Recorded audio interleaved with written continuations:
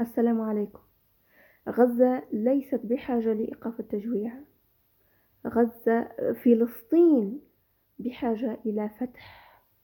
فهل سنكون نحن ذلك الجيل الذي سيحقق الفتح القريب إن شاء الله؟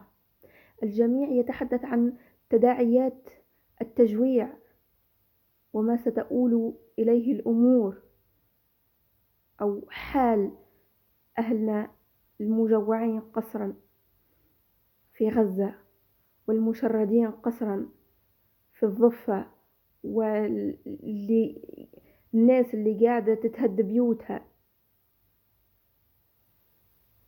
حسب رأيي الشيء الذي يجب علينا أن نقلق بشأنه هو: هل سيكرمنا الله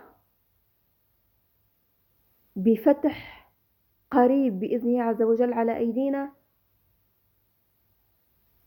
أم أننا سنكون من الخاسئين الذي عدمت فيهم يعني فينا الخيرية، ونحن حاليا تحت الحكم الجبري.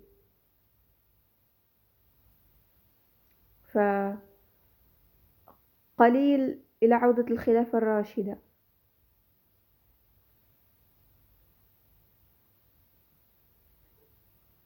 لنفكر ولنعمل سويا، كل في مجاله، كما أقول دائما، كل في مجاله، وإلا خسارتنا باش تكون كبيرة.